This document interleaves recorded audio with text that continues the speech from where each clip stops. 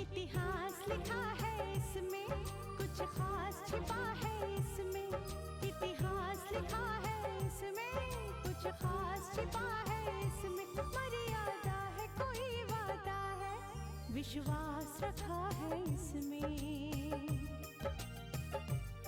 सात फेरों से मिला ये तो उपहार है, मेरा श्रृंगार है, मेरा श्रृंगार है, मेरा श्रृंगार है, मेरा श्रृंगार है। मंगलसूत्र, मंगलसूत्र, मंगलसूत्र, मंगलसूत्र, मंगलसूत्र, मंगलसूत्र, मंगलसूत्र। मुझे तो आप लोगों ने एक नई जिंदगी दी और साथ ही साथ एक नाम भी दिया, अर्जुन। तेरी जो ननंद है ना साक्षी, हम उसे अपने घर की बहू बनाना चाहते हैं। क्या? अरे बेटा, काजल मेरी वजह से ही गई थी ना, इसलिए मैं इसे वापस ले आई।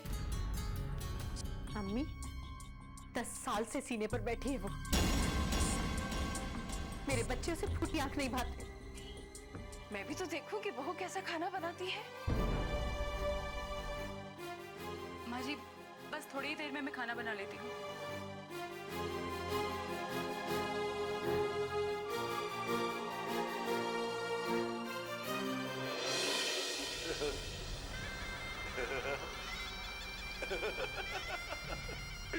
अरे वो गाना तो तुम सुने हो ना डाली, कि आईना वही रहता है चेहरे बदल जाते हैं। अरे क्या कमाल किया डॉक्टर ने, है राकेशवा को बिल्कुल अर्जुनवा बना डाला हो। सर वो बात तो ठीक है, लेकिन अब उसे हॉस्पिटल से डिस्चार्ज मिलने वाला है, उसका करना क्या है? क्या करना है? बात का है डाली, ये जो दिल में लगी आग होती है ना, ये जंगल की आग से भी खतरनाक होती है। और हमें इस आग को बखत बखत पर हवा देना है और फिर देखना है कि इस आग में का जलता है, देखना भी है और हाथ भी सेकने हैं। मैं कुछ समझा नहीं साहब जी। मुझे क्या करना होगा? जो आपने कहा था मुझे साहब जी, वो तो मैंने उसके दिमाग में भर दिया। हे भगवान, कैसे समझाएं तुझको? अरे कुछ लोग होते हैं ना, वो इस कान से बात सुनते हैं, दूसरे कान से निकाल देते हैं। लेकिन अगर दोनों तरफ से कान भरे जाए तो बात दिमाग में घर कर जाती है। हाँ। तुम ऐसा करो, एक तरफ से उसके कान भरते रहो और सुंदर जो है वो उसके दिल में नफरत भरता रहे। सुंदर? हाँ सुंदर, वही सुंदर जिसका भांजा है ये राकेश, वही सुंदर। लेकिन सर अब तक तो ये बात भी पूरी तरह साफ नहीं है कि उसकी याददाश्त वापस आ चुकी है या नहीं। वो बात भी साफ हो जाएगी डॉली। अरे हमें तो इस बात का पूरा विश्वास है कि उसकी याददाश्त वापस आ चुकी है और कानून के डर से वो ये बात छुपा रहा है। हमने तो सुंदर को भी कह रखा है कि वो अपनी माँ से मिलने अवश्य जाएगा और वहां पर ऐसी कोई बात होनी चाहिए जिससे उसके मन में रितिका के लिए जो नफरत बन रही है ना, वो नफरत भड़क के शोले बन जाए और फिर शोले भड़क के आग बन जाए, आग ही आग।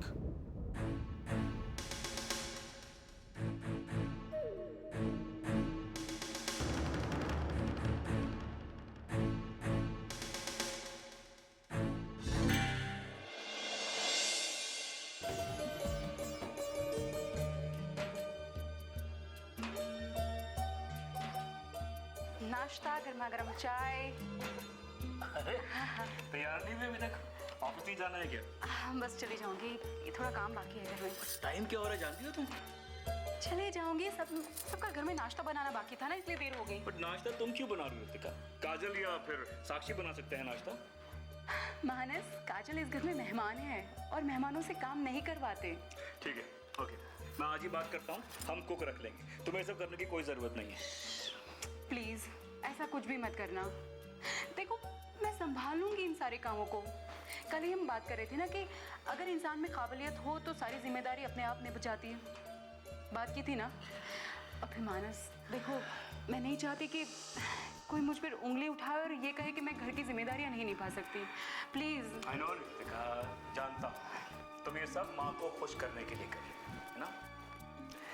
देखो रितिका, घर के काम से ज्यादा जरूरी तुम्हारे लिए ऑफिस के काम है। इसकी जिम्मेदारी तुम पर है, ये काम तो कोई भी कर सकता है। मानस प्लीज परेशान मत हो मेरे लिए, मैं संभाल लूंगी। ये छोटे छोटे से काम मेरे लिए बहुत बड़ी बात नहीं है। बिलीव मी, मैं संभाल लूंगी। फिलहाल तुम नाश्ता करो और मैं जाके मम्मी पापा को भी नाश्ता दे देती हूँ। प्लीज, बाद में मिलती हूँ, नाश्ता कर लेना। हाँ कर लूंगा, नहीं मानेगी।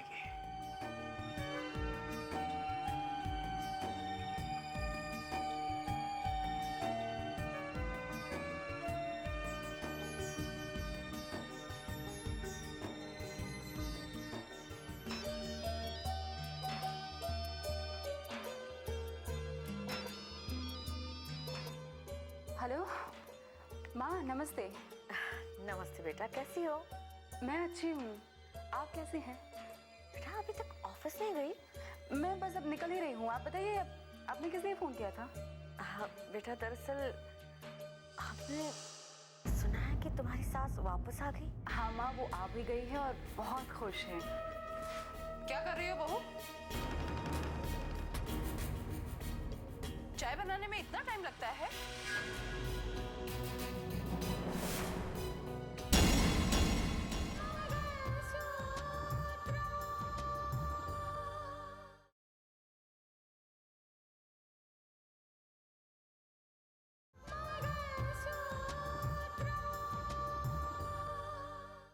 क्या कर रही हो बहू? चाय बनाने में इतना टाइम लगता है?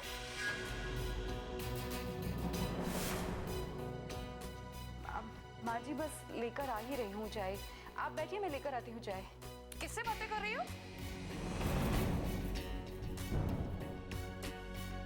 और तुम ऑफिस का काम ऑफिस में रखो, और घर का काम तुमसे नहीं होता है तो साफ साफ कह दो। ये घर का काम करने का नाटक करने की जरूरत नहीं है।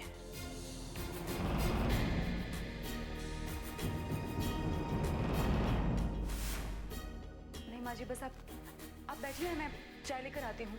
लेकर आती हो नहीं, जल्दी लेकर आओ, कामचोर कहेंगी।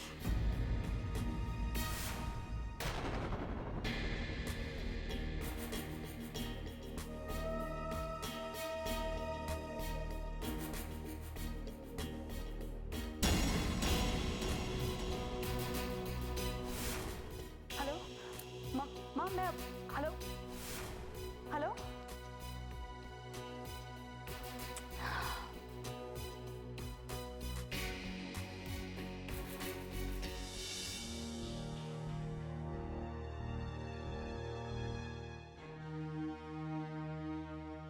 क्या बात है शायद, कुछ परेशान लग रही है? क्या बात है दीदी?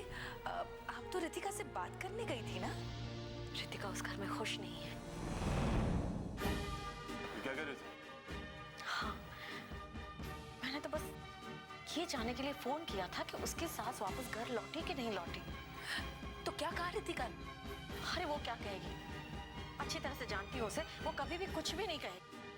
बस आज भी तारीफ किए जा रही थी, कह रही थी कि उसकी सास वापस लौट आई है और बहुत खुश है। तो दीदी, हम वही सुनेंगे ना जो रितिका कहती है हमें। लेकिन उसका क्या जो मैं अपने कानों से सुनकर आ रही हूँ। मुझे तो लग रहा है कि रितिका को उस घर में भेजकर हमने ठीक नहीं किया। ऐसा क्या सुन लिया दीदी आपने? और वैसे भी वो उस घर की बहू बन चुकी है, उसे रहना तो उसी घर में है ना दीदी। जानती हूँ, अच्छी तरह से जानती हूँ कि उसे उसी घर में रहना है, लेकिन वो कैसे रह पाएगी उस घर में ऐसे?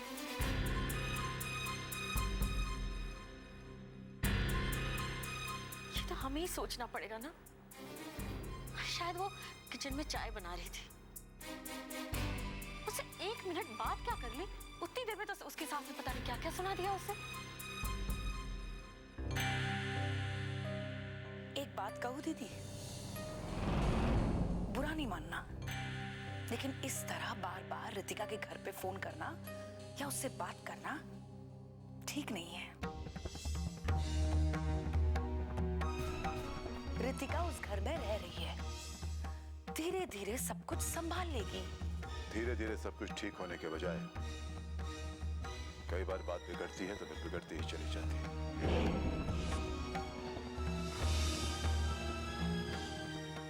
इतना कुछ सुनने के बाद हम खामोश रहें ये ठीक नहीं है। जगबीर जी से मैं बात करूंगा। कहीं ऐसा ना हो भाई जी कि आपका बात करना बात को बढ़ाने वाली बात ना बन जाए। मुझे मालूम है कि जगबीर जी से कैसे बात करनी है। भाई जी, एक बार तो रितिका के ऊपर नसीब का कहर टूटा और उससे विधवा बनना पड़ा।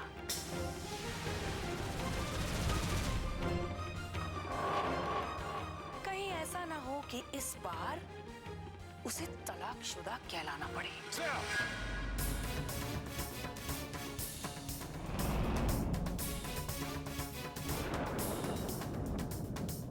मैंने ऐसा क्या कह दिया भाई जी? वैसे भी मैं जो बोलूं बात चुभ ही जाती है। नहीं, तुम बात जिस तरह करती हो ना वो चुभती है।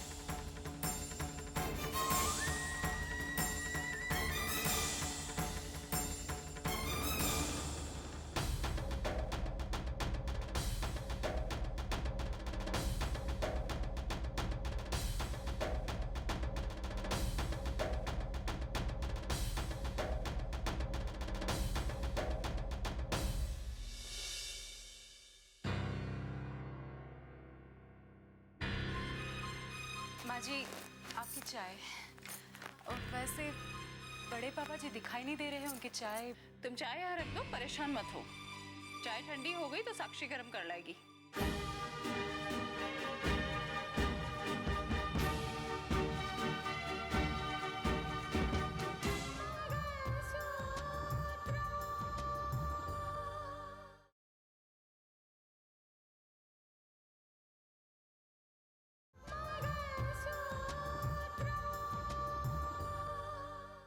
तुम चाय यहाँ रख दो, परेशान मत हो।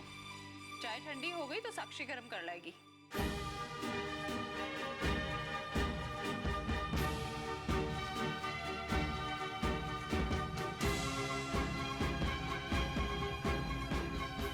मम्मी जी, मेरे कहने का वो मतलब नहीं था। तुम किचन में किससे बात कर रही थी? और तुम एक बार में 2-2 काम किया करती हो, तुम्हारी आदत पड़ गई है।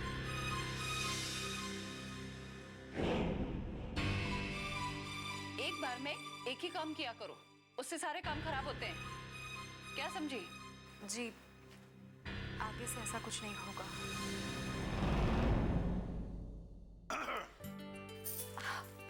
बड़े पापा, आपकी चाय। जेठ जी, बहू परेशान हो रही थी, आपकी चाय ठंडी हो जाती। अरे क्या फर्क पड़ता है अगर एक बार ठंडी चाय पी ली तो? कुछ बिगड़ थोड़ा ना जाएगा।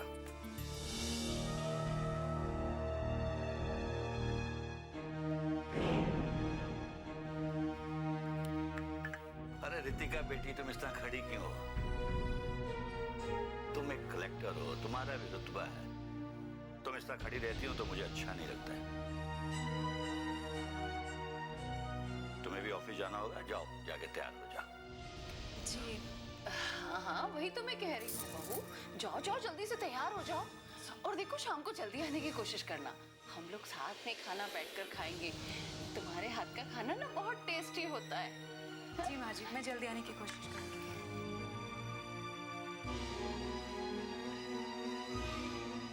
लीजिए जेठ जी। Thank you. अब हम लोग यहाँ रहकर करेंगे भी क्या? न तो यहाँ रहने का ठिकाना है और न कोई काम। चाहे कुछ भी करे माँ, हम यहीं रहेंगे, इसी शहर में रहेंगे। परेशान होने की जरूरत नहीं है चाची जी। मैं आप लोगों के रहने का बंदोबस्त कर दूंगा और अर्जुन के काम का भी बंदोबस्त जरूर हो जाएगा। अंजना, क्या हुआ?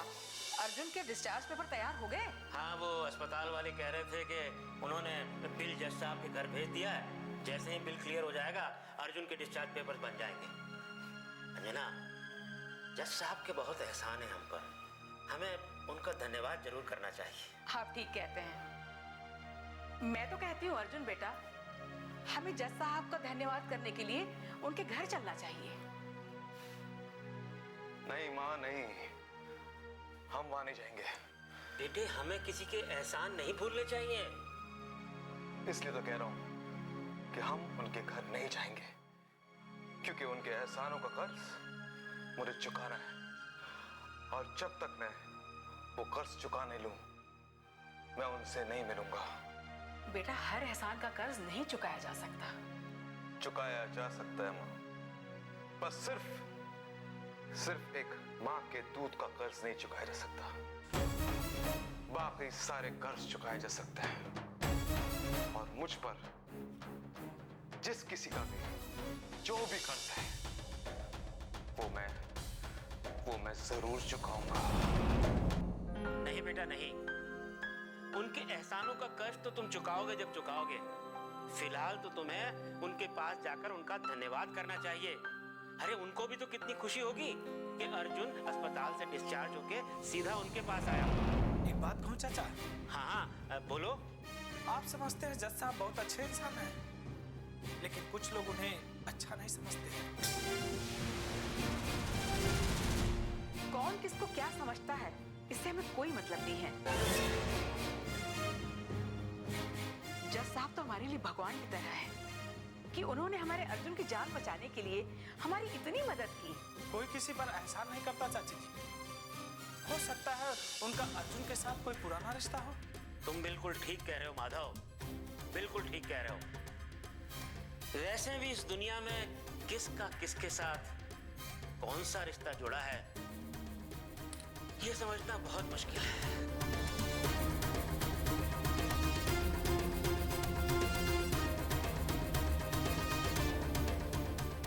आप लोग नहीं समझ सकते कि मेरा उनके साथ कितना करीब का रिश्ता है। अगर उन्होंने रिश्ते के साथ खेलने की कोशिश की तो उसका हिसाब जज साहब को भी चुकाना होगा।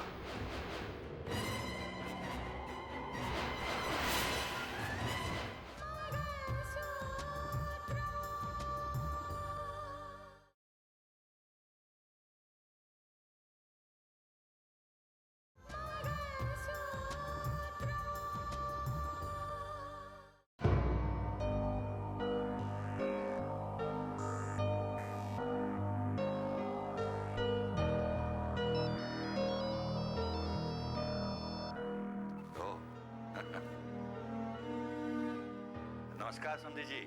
जी नमस्कार। कैसे हैं आप जी? जी मैं दरअसल मैंने रितिका के बारे में आपसे बात करने के लिए फोन किया था। रितिका के बारे में? हाँ जी बोलिए। जगबीर जी, कहना तो नहीं चाहिए लेकिन मजबूरन कहना पड़ रहा है।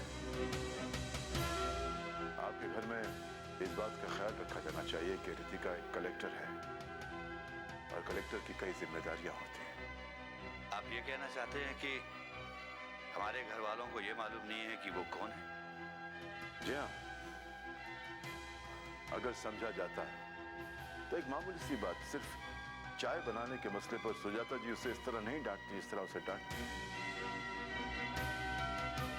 मैंने अपनी बेटी को संस्कार दिए हैं, बड़ों का आदर, उनका सम्मान करना सिखाया है, लेकिन इसका मतलब ये नहीं कि बड़े जो हैं वो अपनी मर्यादा को भूल जाएं। माफी चाहता हूँ समधी जी, ये सब बातें करके आप अपनी मर्यादा खो रहे हैं। आप ये कहना चाहते हैं कि सच जानने के बाद भी मुझे खामोश रहना चाहिए, कुछ नहीं कहना चाहिए? क्या देखा आपने और क्या सुना आपने? लोगों की कही सुनी बातों पर विश्वास नहीं किया जाता। तो माफ करना समधी जी, आपको हमारे घर के मामले में दखल देने का कोई हक नहीं है। मैं आपको समझाने की कोशिश कर रहा हूं और आप ये कह रहे हैं कि मैं आपके घरेलू मामलों में दखल दे रहा हूं। ठीक, अगर आपको ऐसा लगता है तो ऐसा ही सही। लेकिन अगर मेरी बेटी के साथ कुछ भी गलत होगा, मैं खामोश नहीं रहूंगा। आखिर वो मेरी बेटी है। जी हाँ, जरूर आपकी बेटी, मगर ये मत भूलिए कि वो अब हमारे घर की बहू है। और जिस दिन मुझे लगा कि हमारे घर वाले उसे बहू का हक नहीं दे रहे, मैं आपसे वादा करता हूं उस दिन मैं खुद आपको फोन करूंगा और कहूंगा कि आप अपनी बेटी लेके चली जाइए। मैंने उसकी शादी आपके घर में इसलिए नहीं की कि मैं उसे अपने घर दोबारा वापस ले आऊं। वो आपके घर की बहू है, लेकिन एक बात आपको भी याद रखनी चाहिए कि घर की बहू को सम्मान मिलना चाहिए। और ये बात आप जितनी जल्दी समझ जाएं, उतना ही अच्छा है। Thank you.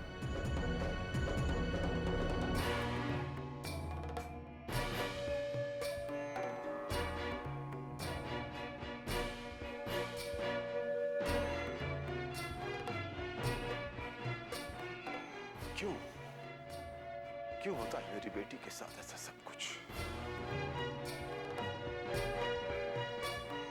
ऊपर वाले, मैं तुझसे पूछता हूं, क्या तूने मेरी बेटी की जिंदगी में सुख नहीं लिखा? जवाब दे।